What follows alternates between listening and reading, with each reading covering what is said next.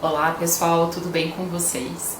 Bom, quem está acompanhando aqui o canal faz um tempo sabe que eu ando numa onda de não ficção, de leitura de não ficção.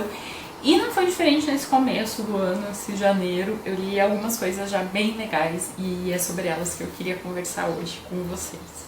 Os livros que eu vou mencionar então são A Trama da Vida, sobre fungos, Há 10 Dias no Hospício, uma espécie de reportagem, 14 Camelos para o Ceará, um livro um pouco mais histórico, e o videogame Pandemia, também uma reportagem, mais uma antologia de reportagens.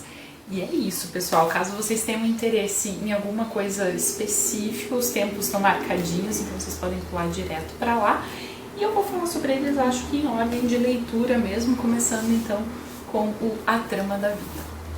A Trama da Vida, como os fungos constroem o mundo, do Merlin Sheldrake, com tradução do Gilberto Stan, e é uma publicação que é parceria entre a editora Fósforo e a Ubu. Esse aqui é um livro que estava em todos os lugares no ano passado, quando ele foi lançado, né? Imagino que vocês devem ter visto, ao menos que ele foi lançado, e coisas sobre o autor, ele participou da Flip, teve um monte de coisas sobre ele nas redes sociais. E é um livro bastante interessante, de fato, acho que mereceu a atenção que ele recebeu, porque é aquele tipo de livro que quando você está lendo você fica meio que insuportável para as pessoas ao redor, porque você fica virando... Você sabia que existe um fungo que... E você conta aquela coisa muito incrível que um determinado fungo faz. É o que acontece, por exemplo, com o livro sobre plantas do Stefano Marcuso, que também foi muito legal, uma leitura do ano passado, e por aí vai. É esse tipo de livro de divulgação científica sobre as pesquisas recentes sobre fungos e como os fungos são extremamente importantes e interessantes para o mundo. Assim como o livro das plantas, do Stefano Marcuso, a gente tem uma situação muito parecida aqui, em que a ciência já tinha dado o assunto dos fungos meio como encerrado, acreditado que a gente já tinha meio que entendido isso, e pesquisas mais recentes, com mais tecnologias e com outros olhares, começam a mostrar que a coisa que acontece é bastante complexa, que fungos fazem mais coisas do que a gente achava, que tem mais especificidades e por aí vai, e tenta então partir disso. A escrita do Sheldrake é muito interessante. Ele recupera outras coisas além dos fungos, referências culturais, referências literárias, brincadeirinhas, piadinhas eventuais, experiências próprias. Ele se coloca muito em primeira pessoa e isso faz com que o livro seja mais gostoso de ler, mais interessante, menos maçante, assim, menos Wikipédia pura, sabe? E outra coisa que eu achei interessante, eu achei esse livro aqui um pouco mais fácil de acompanhar. Lembrando, eu estou aqui falando como pessoa não da área, uma pessoa não formada em biologia, que estudou biologia pela última vez no ensino médio há mais de 10 anos. Então, eu tenho esse ponto de vista quando eu chego nos livros. Eu tenho certeza que pessoas da área, ou com mais conhecimento da área, vão se relacionar com esses livros de uma maneira bastante diferente, é claro. Mas eu achei esse aqui um pouco mais fácil de acompanhar. Eu acho que as explicações dele, pra mim, foram mais completas e mais passo a passo para alguém não da área entender. Pelo menos me pareceu, em comparação com o do Stefano Marcuso. Mas eu acho eles livros parecidos, nessa estrutura, né, nessa vontade, nessa inspiração de por que o livro existe, que é divulgar as pesquisas mais recentes. E, enfim, é um livro que eu indico bastante para quem tem interesse em ler sobre, quem tem essas nerdices de vez em quando e tem vontade de ler sobre essas coisas.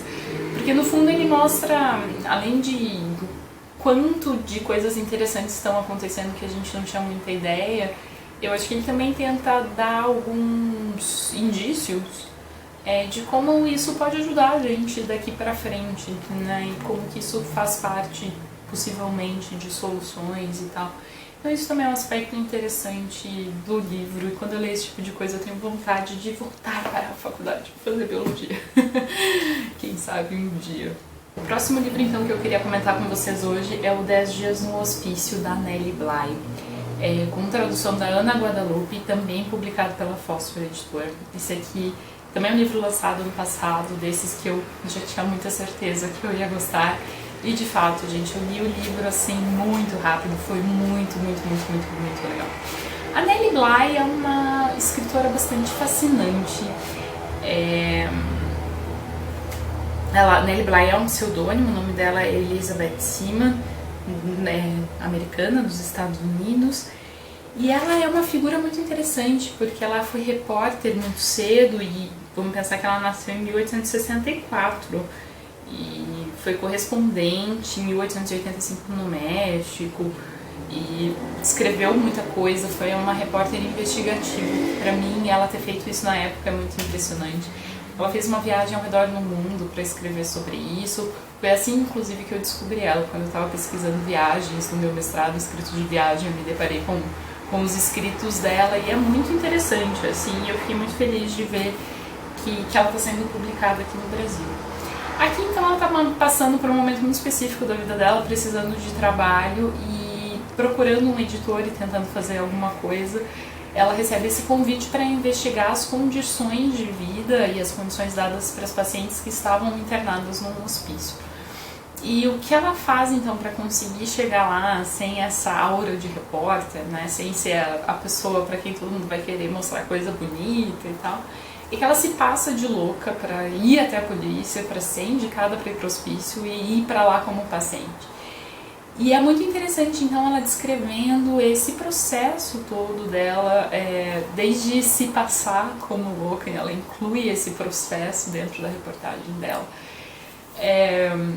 até como é a péssima qualidade de vida dentro desse hospício. Então, para quem se interessa por essas questões de tratamento e saúde mental, eu acho que é um livro importantíssimo para saber o que já aconteceu e como já foi lidado. Basicamente, era uma prisão.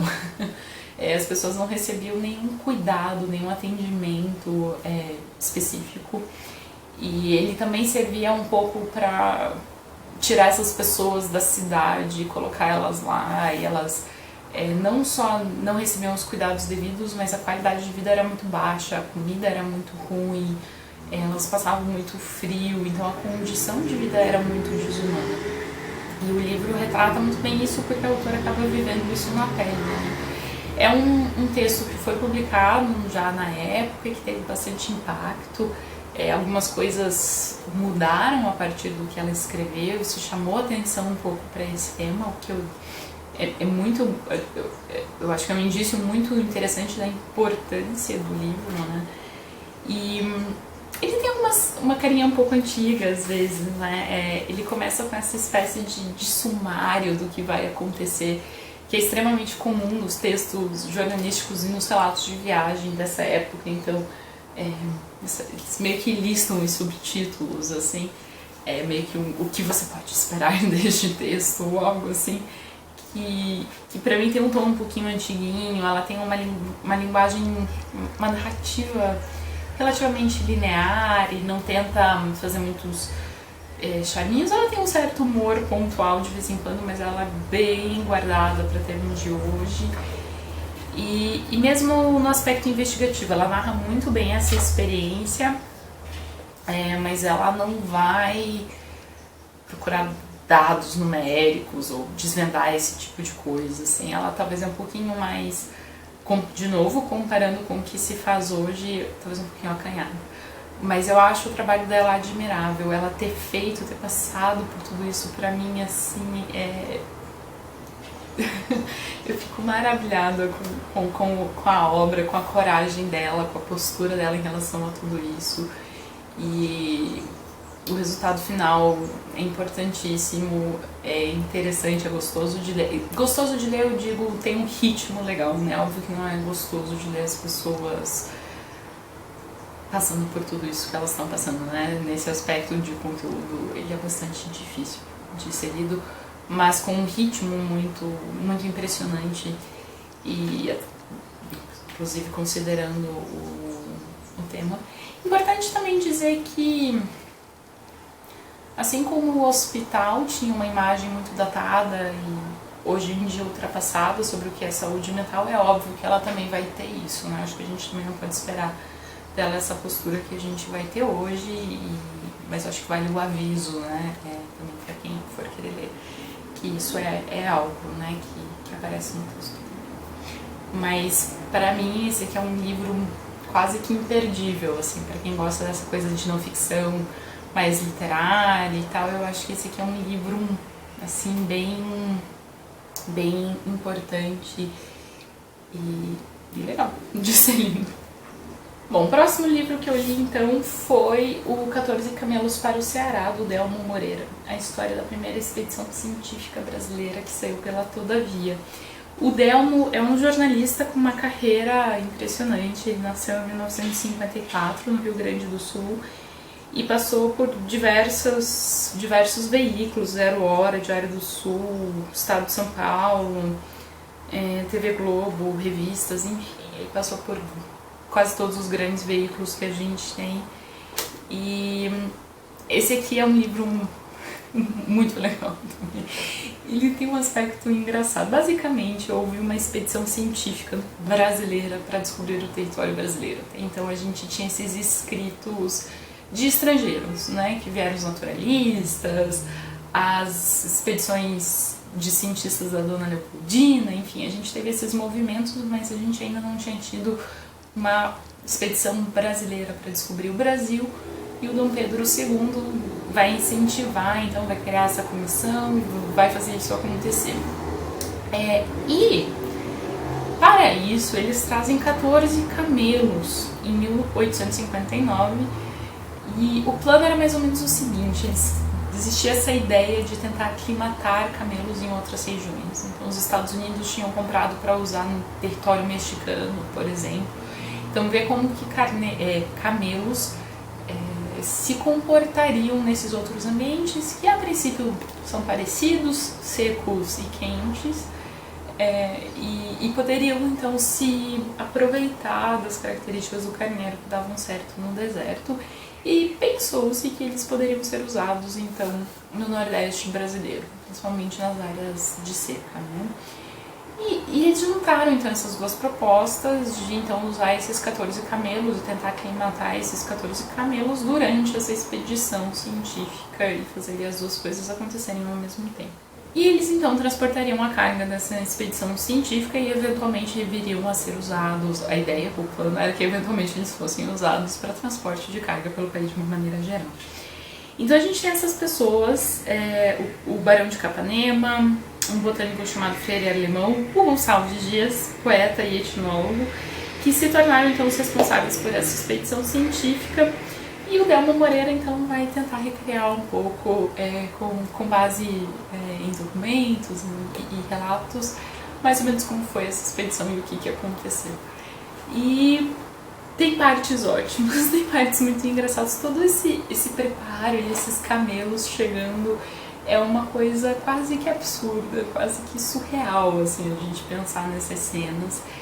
E até que a expedição começa, existem vários problemas de ordem financeira, eles não recebem todos os dinheiros que deveriam, todos os financiamentos que deveriam, até problemas de comportamento, de caminho, de falta de planejamento, certas coisas, enfim. E hoje a gente tem um problema mais recente, porque apesar dos problemas, essa expedição conseguiu conseguiu coletar vários itens e espécies e por aí vai, mas em grande parte essa coleção foi queimada no incêndio que a gente teve no Museu Nacional, o que é uma grande perda, na minha opinião, assim. E, enfim, né, faz poucos anos, ainda está em processo de eventualmente recuperar alguma coisa, mas ainda assim, né, eu acho que vale a lembrança e a menção a esse episódio. Tem um capítulo inicial que eu achei um pouquinho simplista demais, que é um capítulo em que o Delmo vai recuperar um pouco os viajantes, os relatos dos viajantes para o Brasil. E de novo, esse é um tema que eu já li muito, que eu pesquisei e blá blá blá. Então, né, também a gente não pode exigir de um capítulo simples um aprofundamento grande. Mas eu acho que ele deixa de problematizar algumas questões, ele fica num nível muito simplista e direto e pouco cuidadoso em relação a esses relatos. Eu diria até uma visão um pouco deslumbrada com isso, sabe? O que eu entendo, porque eu acho que a nossa primeira postura ao encontrar esses relatos é um pouco essa, mas eu senti falta de alguma problematização, algum cuidado maior nessas descrições. Mas eu só teria críticas muito pontuais, então, a esse capítulo específico. O resto do livro é muito interessante, muito bem feito. Para mim foi muito enriquecedor conhecer esse episódio da nossa história. Eu não conhecia nada sobre esse momento, eu não sabia nem que essas coisas tinham acontecido. Então, o fato dele estar recuperando e estar fazendo essa pesquisa sobre isso com fontes que nem sempre são mais tão acessíveis, principalmente considerando que parte desse acervo se perdeu, né? Acaba sendo um livro, um resgate muito importante pra gente e com certeza um livro que eu recomendo. Enfim, é uma leitura bem legal. E tem tantas cenas surreais e divertidas, assim, que também é desses livros que a gente vira pra pessoa e fala: você sabia que tal coisa aconteceu?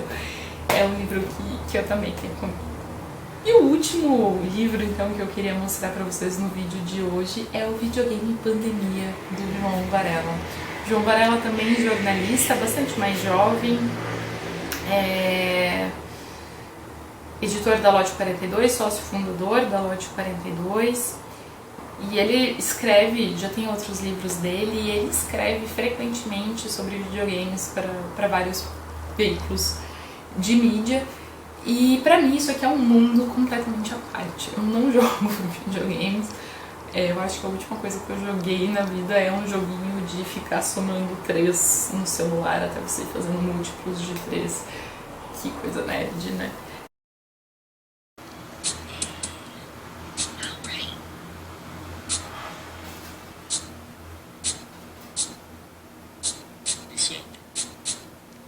O que eu acho que nem se enquadra exatamente como um videogame, e eu sou muito curiosa de conhecer esses outros mundos, essas outras coisas que acontecem, e achei que esse livro é um jeito excelente de se fazer isso, porque o João é muito cuidadoso na hora de descrever e apresentar os jogos e por aí vai.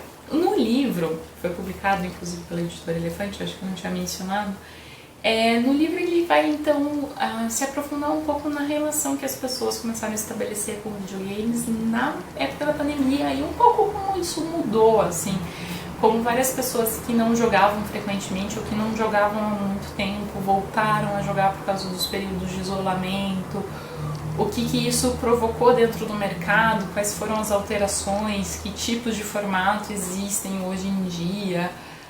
Vai trazer dados de questões financeiras relacionadas, né, a esse tipo de consumo, o impacto que isso pode ter no comportamento durante a pandemia, na saúde mental das pessoas.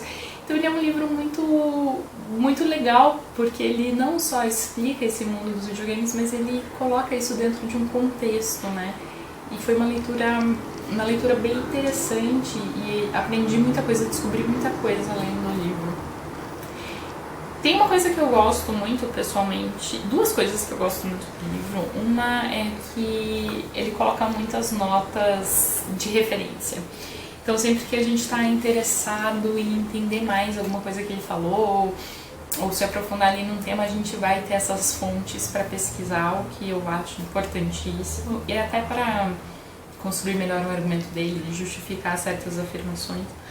E outra coisa é que o João, apesar de acompanhar bastante a fundo esse mundo dos videogames, ele também lê muito e vê filmes e etc. Ele tem um contato com muitos outros âmbitos culturais. E ele traz isso de maneira bastante interessante para dentro do livro também. Então ele sempre está ali fazendo relações, mencionando outras coisas. E isso para alguém de fora, entrando assim, tentando conhecer um pouquinho desse mundo, é algo que ajuda muito e que pra mim enriqueceu muito a leitura. Então foi um processo bem legal. É o tipo de livro pandêmico que tem me interessado, esses que vão entender fenômenos que aconteceram dentro da pandemia. Enfim, é um livro que eu também recomendo. Eu recomendo muito os 4 livros, por isso inclusive que eu tô falando sobre eles aqui no canal. Temas bem diferentes no fim das contas, né? Mas são 4 livros bastante interessantes. Bom, pessoal, é isso. Caso eu já tenha lido alguma dessas coisas, me diz o que vocês acharam ali nos comentários. E até o próximo vídeo. Tchau, tchau.